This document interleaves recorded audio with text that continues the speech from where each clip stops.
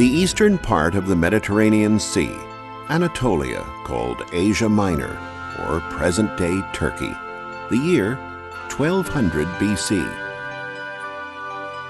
Rubble and ruins are all that remain of the city of Hattashsh, the once magnificent capital of the Hittites, one of the strongest civilizations in the ancient world. Warriors known only as peoples of the sea, whose origin is unknown, are responsible for the destruction. Their armies move on, conquering Syria and threatening Egypt. Pharaoh Ramses III of the 12th dynasty said, "No country managed to put up resistance to their armies. States suddenly disappeared, and in a moment they were all destroyed." After almost 1,000 years of splendor, silence fell on the Anatolian highlands. Citizens of a once great civilization disbanded to the countryside, leaving ruins of great cities to be buried for thousands of years.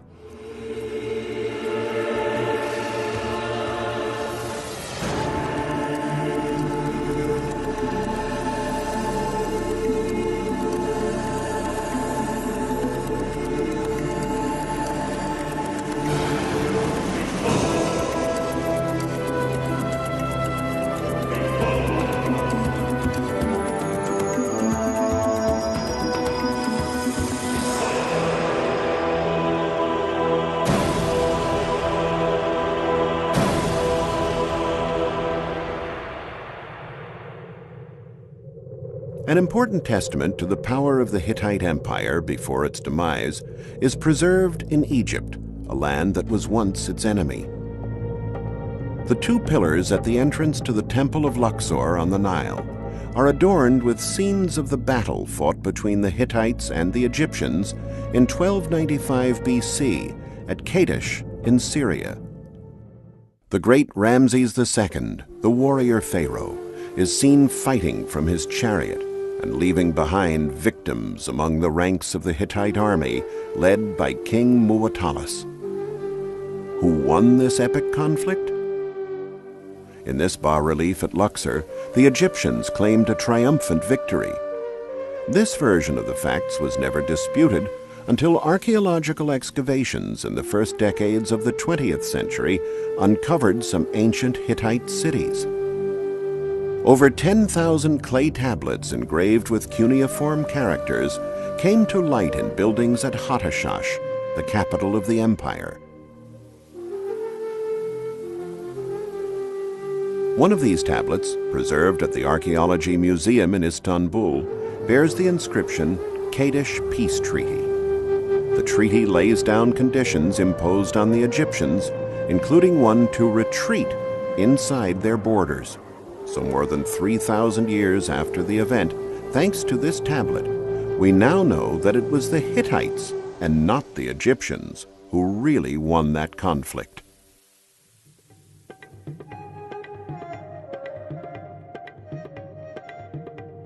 Over the centuries, Asia Minor has seen numerous civilizations flourish.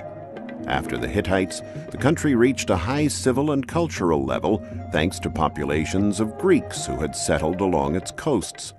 Later on, during the period of Roman rule, Asia Minor became one of the richest provinces of the empire.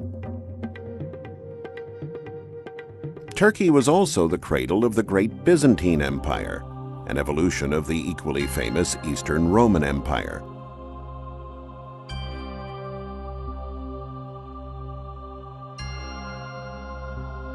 We will journey back in time, starting in the 6th century AD, and explore the great civilizations that flourished on the Turkish coasts and highlands. Ankara is currently the capital of Turkey, but for centuries the real capital of this part of the world was Byzantium, later called Constantinople, then renamed Istanbul.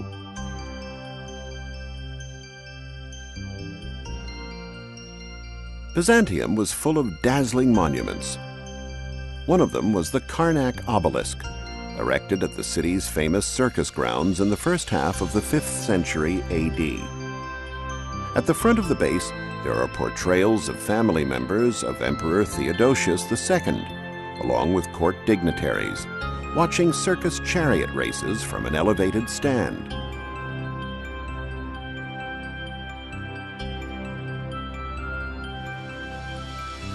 On one of the sides, there is a depiction of the transport and erection of the obelisk itself.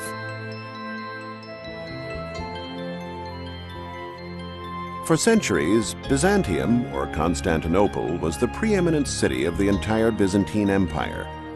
It boasted a modern plan and many infrastructures. At the Hippodrome is the Basilican Cistern, a gigantic underground tank constructed perhaps early in the 4th century AD by Emperor Constantine. Its name derives from the fact that it was enlarged using the uncovered area of a nearby basilica. What is exceptional is its 336 columns, all supporting the masonry vault. But certainly the most famous building of 6th century Byzantium is the Church of St. Sophia, or Dome of Hagia Sophia, rebuilt as it appears today by Emperor Justinian. Its original appearance was altered after the Ottomans invaded the city. The church was turned into a mosque, and 4 characteristic minarets were added. Beautiful Byzantine mosaics covered with plaster in 1700 were brought to light in the 20th century when the mosque was turned into the Hagia Sophia, or Hagia Sophia Museum.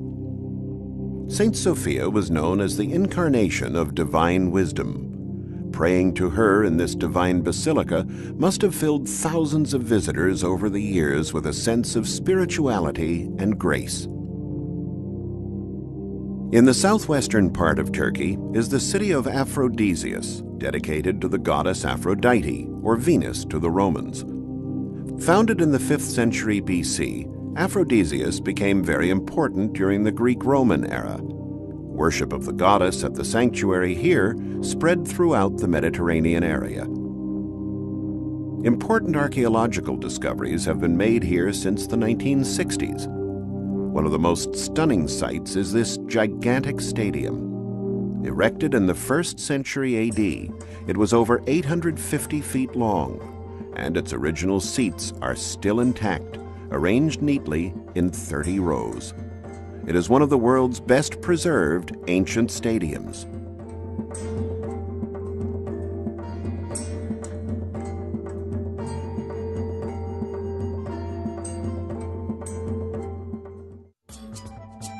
In the middle of Aphrodisias stood the Agora, a rectangular market area surrounded on 3 sides by marvelous colonnades. The columns were surmounted by decorated capitals and architraves, which can now be seen in the garden of the Aphrodisias Museum.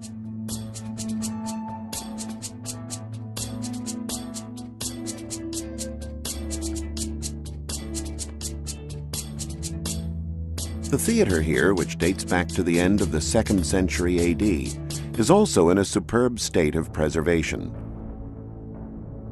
It has a capacity of 10,000 spectators.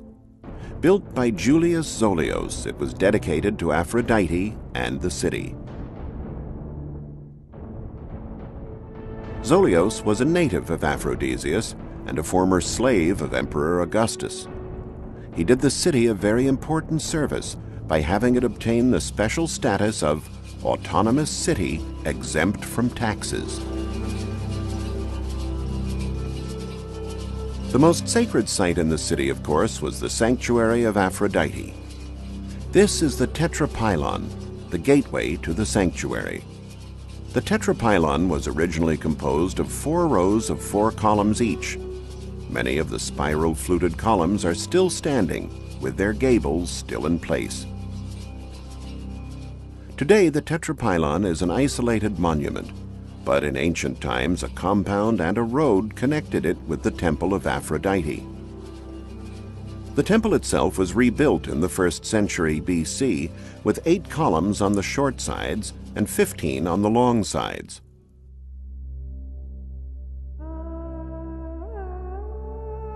The sanctuary was famous in ancient times for the practice of sacred prostitution, that had its roots in ancient fertility and reproduction rites. During the Christian Byzantine period, however, to help the population forget these pagan practices, the Temple of Aphrodite was turned into a church, and Aphrodisias was renamed Stavropolis, meaning City of the Cross.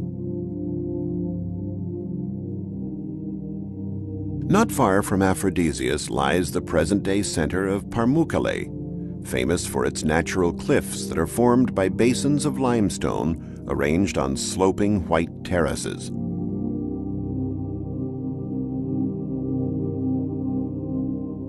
Pamukkale is the site of ancient Hierapolis, founded by the king of Pergamum in 190 BC. It was destroyed and rebuilt several times and reached the height of its development between the 2nd and 3rd centuries AD, when it was inhabited by Greeks, Romans, and Jews. By the 6th century, in the Christian era, the city had become a bishopric. However, this did not prevent people from continuing to worship Pluto, the great pagan god of the underworld.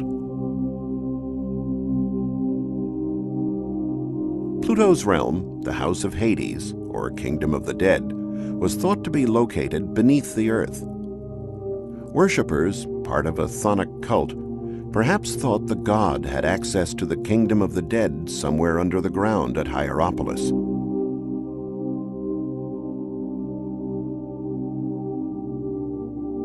In the 6th century, a monumental colonnaded road that was nearly 1 mile long and 43 feet wide crossed the city.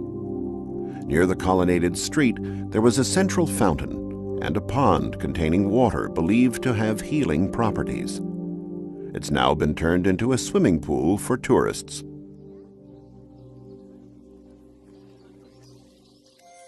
The theater, built in the 2nd century AD, is in such good shape it could probably be used today.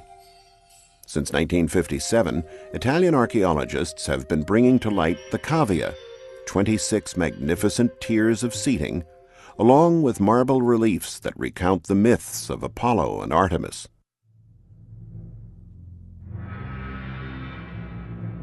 The cemetery of the city extended beyond the Byzantine walls. More than 1,000 tombs have been discovered here.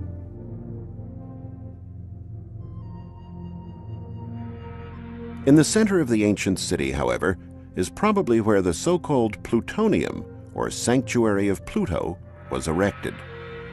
It is believed by some that the sanctuary was completely underground, most likely in this cave that in ancient times was called the Cave of the Underworld and the Demons. An ancient traveler wrote, "Every animal that goes into the cave dies at once." In reality, there could have been poisonous gases circulating in the cave. How then did the priests freely enter and leave the grotto? They probably realized that the toxic substance was heavier than air and settled at the bottom of the cave. It was therefore only harmful to small animals who wandered that far. Naturally, only select Pluto worshippers were in on this secret. Another fascinating locale in ancient times was Gordium, or Alisar Huyuk, roughly 50 miles from Ankara. Gordium was the capital of Phrygia, an ancient region of Anatolia that was named after the Phrygians, the people who lived there from approximately 1200 BC.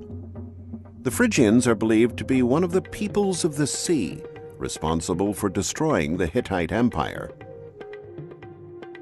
Originally from Thrace, a region at the easternmost tip of the Balkan Peninsula, the Phrygians reached the height of their power around the 8th century BC. Archaeologists have found the remains of the city walls of Gordium and megarons, the great halls that belong to the complex of the royal palace and stand out for their size. Excavations have also uncovered decorative elements and furnishings, now preserved at the Museum of Anatolian Civilizations in Ankara.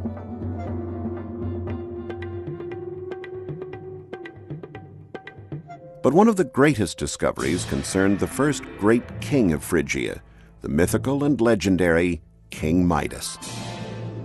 It was said that Dionysius gave him the power to turn everything he touched into gold.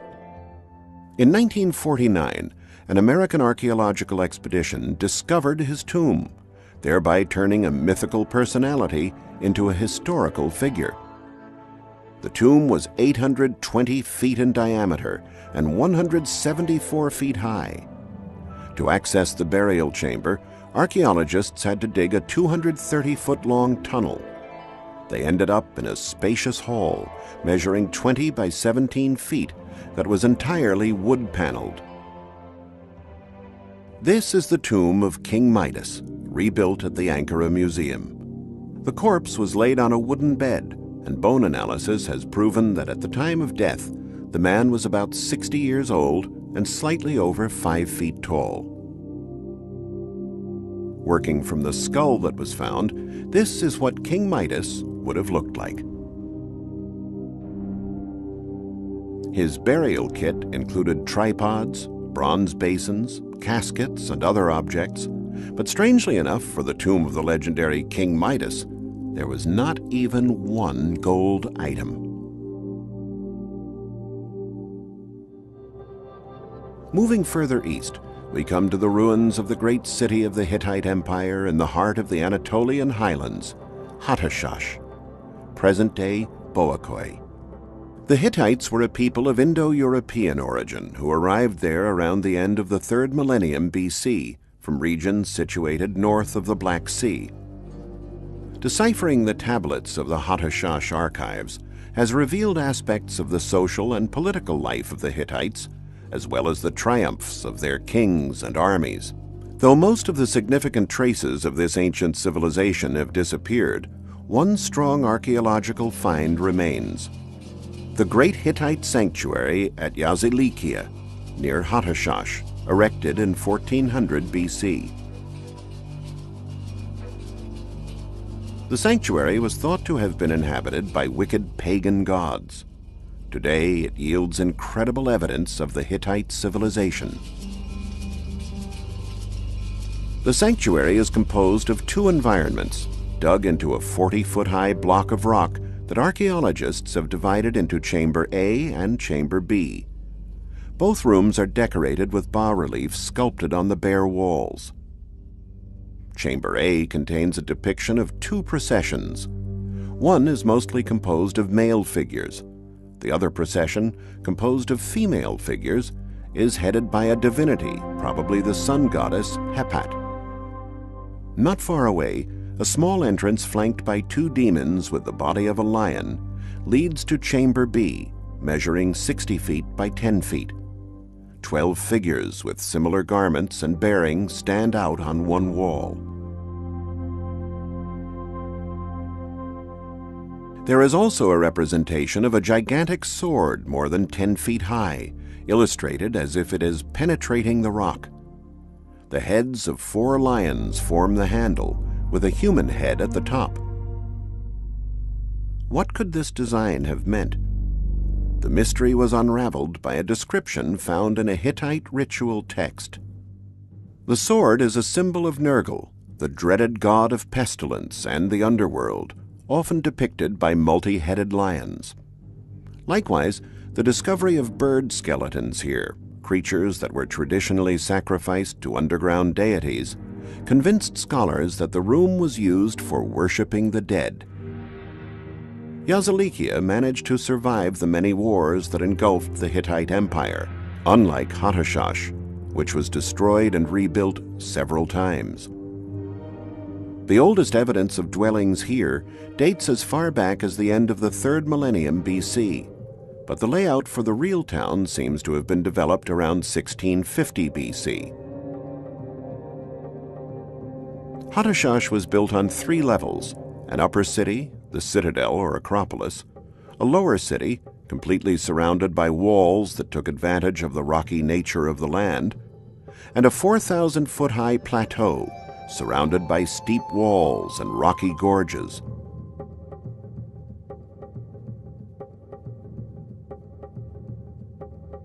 The walls formed a circuit that was about 3.5 miles long. Above an earth bulwark 30 feet high, they had erected crenellated walls alternated with mighty rectangular towers.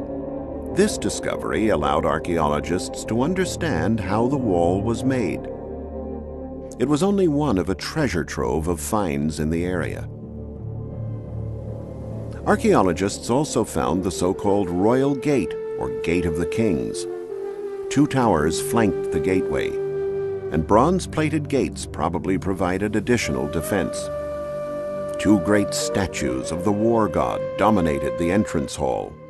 This is a copy. The original is at the Ankara Museum.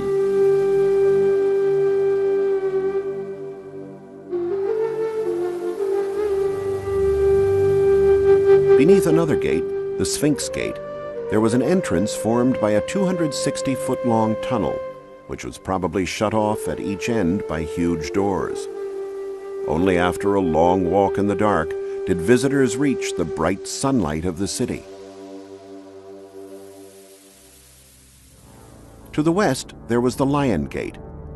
2 lions sculpted on the jambs with menacing, wide-open jaws, the symbolic guardians of the city.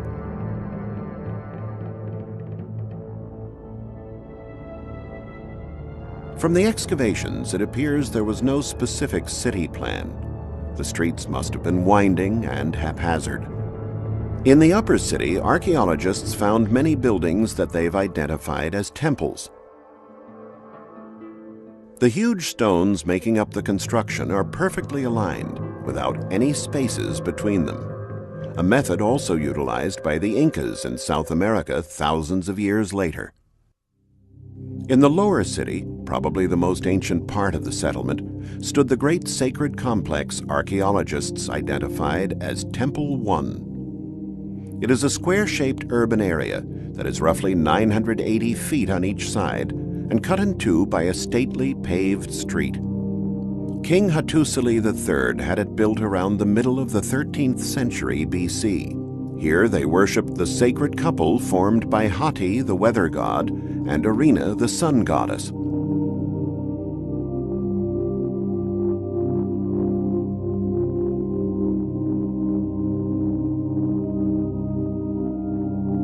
The many rooms surrounding the temple, characterized by enormous aligned jars, were probably necessary for the sanctuary's elaborate religious rites and festivals that were put on before very large crowds.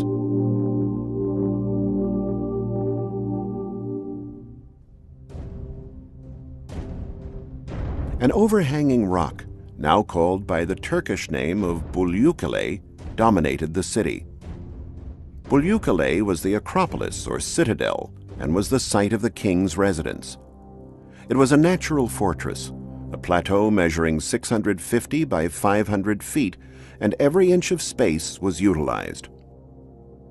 With the gates, the towers, the walls, buildings, and royal palace, the citadel was a formidable sight.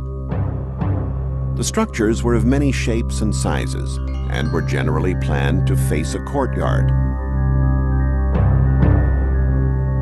The walls were crenellated, meaning they were notched for battlements, and all around there were towers to add to the defense.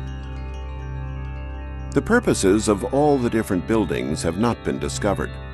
Naturally, some were used as living spaces, some seemed to be auditoriums, others had religious functions.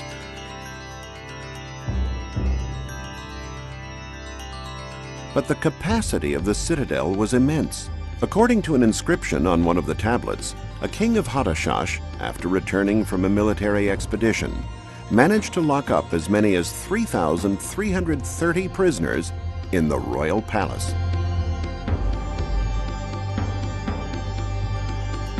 So what happened to the Hittites?